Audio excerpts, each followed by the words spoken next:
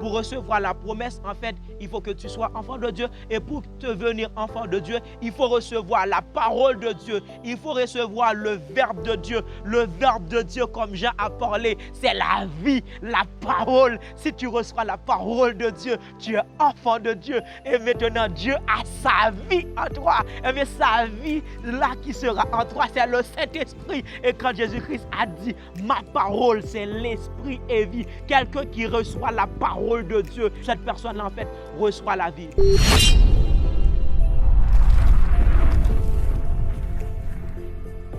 Shalom, peuple de Dieu.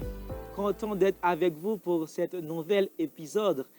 Et on a vu ensemble le titre « Vivez dans la promesse », « Vivez la promesse de Dieu ». Et on va continuer sur la même lancée.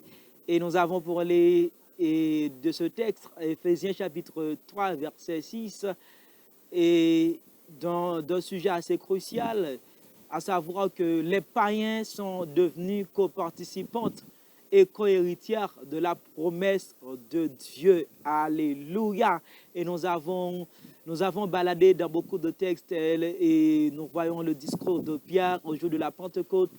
Et quand Pierre disait, la promesse est pour vous, pour vos enfants, en aussi grand nombre que le Seigneur Dieu les appellera. Dieu t'appelle frère, Dieu t'appelle ma très chère soeur qui est en train de nous écouter, nous entendre.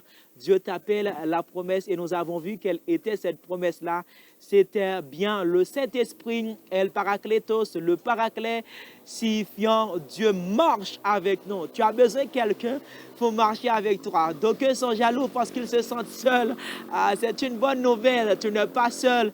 Tu as le Paraclet, tu as le Saint-Esprit. Dieu a accompli et Dieu a accompli sa promesse. Maintenant, tu as le Saint-Esprit.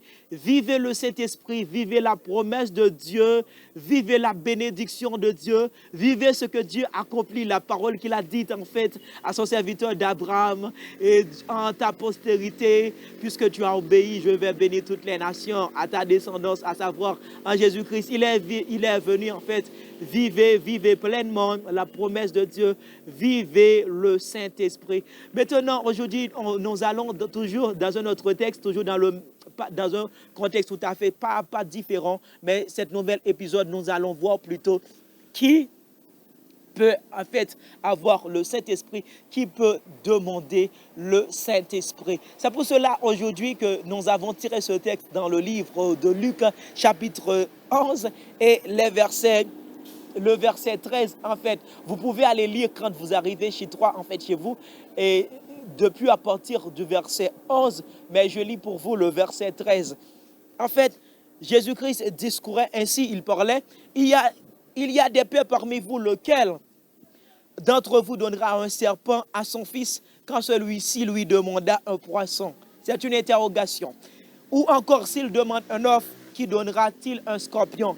Si donc, tout mauvais que vous êtes, vous savez donner de bonnes choses à vos enfants, à combien plus forte raison le Père Céleste donnera-t-il le Saint-Esprit à ceux qui le lui demandent? Encore, ce que nous allons développer, qui en fait peut recevoir cette promesse? Qui?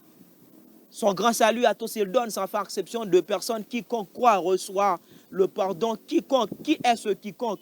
En fait, qui est encore? Vous voyez, regardez bien le texte. Jésus-Christ prend l'exemple d'un père et il accompagne ça avec un fils. Vous, ça peut t'arriver, tu as une maman ou encore tu as un père, ça peut t'arriver, tu es jeune, tu n'as pas encore à avoir en fait une progéniture, mais je pense que bientôt tu seras marié, en fait c'est une bénédiction, tu auras un fils, tu auras une fille. En fait, Jésus-Christ avait pris l'exemple d'un père et tu peux prendre l'exemple d'une maman. Peut-être il a sa fille qui pourrait lui demander un pain. Hein, si, par exemple, tu as ta fille qui te demande un pain, tu ne vas pas lui donner un scorpion. Si tu as ta fille, en fait, qui te demande un œuf, tu ne vas pas, en fait, lui donner une pierre, vice-versa, en fait. Mais c'est le concept, c'est le concept, ou encore c'est le terme de père, mère. Ici, nous sommes en affaire avec une famille. Eh bien, qui peut, en fait, recevoir le Saint-Esprit? Jésus-Christ dit, À combien plus forte raison, si quelqu'un me demande le Saint-Esprit, quand même obligatoirement, je vais accorder, mais je vais accorder quoi? Je vais accorder la promesse à ceux qui le demandent. Celui-là qui va demander le Saint-Esprit et qui va en recevoir, c'est le Fils. Eh bien, c'est pour cette raison, je suis venu te dire que la première et le premier élément, en fait, pour que tu puisses recevoir le Saint-Esprit, il faut que tu sois fils de Dieu. Il faut que tu sois fille de Dieu. Si tu n'es pas fils, si tu n'es pas fille, Dieu ne va pas te donner le Saint-Esprit. La maman, le papa ne va pas donner le pain, en fait, à celui-là, à quiconque là demande s'il n'est pas fils, s'il n'est pas fille. En fait, le Père va donner. Hein, à combien plus forte raison, méchants que vous êtes, des pères mauvais que vous êtes, vous savez donner de bonnes choses à vos enfants. Moi, comme étant votre père, c'est pour cela en Jean, nous lisons, en Jean 1, il est dit, il est venu chez les siens et les siens ne l'ont point reçu. À tous ceux qui l'ont reçu, il a donné le pouvoir de devenir enfants de Dieu. En effet, celles et ceux qui ont reçu Jésus-Christ, ils ont ce pouvoir-là. Dieu leur a fait devenir leurs enfants. Première condition, il faut être fils de Dieu. Il faut être fille de Dieu pour pouvoir recevoir la promesse de Dieu. Maintenant, d'aucuns peuvent dire, oh, comment cet homme de Dieu, comment l'homme de Dieu, il dit maintenant, il faut que je sois fils ou bien fille de Dieu. Maintenant, comment être fils? Comment être fille de Dieu? C'est assez simple. La parole de Dieu nous fait savoir dans le livre Romains chapitre 8, 10, à continuer. Si tu confesses de ta bouche le Seigneur Jésus, si tu crois dans ton cœur que Dieu l'a ressuscité des morts, tu seras sauvé. En fait, Jésus-Christ donne son salut à ses enfants. Maintenant, il faut que tu sois enfant de Dieu. Pour que tu sois enfant de Dieu, pour recevoir la promesse, en fait, il faut que tu sois enfant de Dieu. Et pour devenir enfant de Dieu, il faut recevoir la parole de Dieu. Il faut recevoir le verbe de Dieu. Le verbe de Dieu, comme Jean a parlé, c'est la vie, la parole. Si tu reçois la parole de Dieu, tu es enfant de Dieu. Et maintenant, Dieu a sa vie en toi. Mais sa vie, là, qui sera en toi, c'est le Saint-Esprit. Et quand Jésus-Christ a dit, ma parole, c'est l'esprit et vie. Quelqu'un qui reçoit la parole de Dieu, quelqu'un qui reçoit quelqu'un là, cette personne-là, en fait, reçoit la vie. Devenir enfant de Dieu, recevoir la promesse. Pour devenir enfant de Dieu, il faut confesser le nom de Jésus. Croire seulement à l'œuvre salvatrice. Croire seulement à l'œuvre de la croix en disant, toi qui veux devenir enfant de Dieu, toi qui veux vivre la promesse de Dieu, c'est pour cette raison que je viens de dire, la première condition pour vivre la promesse de Dieu, il faut que tu sois enfant de Dieu. Maintenant, tu vas faire cette coup de prière et tu vas remettre, tu vas accepter la parole de Dieu, tu vas devenir enfant de Dieu. Il n'y a pas moult recettes, il n'y a pas 20, il n'y a pas 17, il n'y a pas 38, il n'y a pas 100, il n'y a pas 200 recettes pour que tu puisses devenir. Seulement cette parole, tu vas déclarer avec moi. N'oublie pas, dans le livre de Proverbes, il dit, la vie et la mort sont au pouvoir de la langue. Ce que tu dis avec ta bouche, cela aura grand effet sur ta vie. Tu vas déclarer cette parole avec moi. Merci, Papa Céleste. Merci de m'avoir donné, Jésus, ta parole, ta vie. Comme dit ta parole, si nous confessons de notre bouche le Seigneur Jésus, si nous croyons de notre cœur, nous serons sauvés. Aujourd'hui, j'ai cette assurance. Je déclare, Jésus est Seigneur.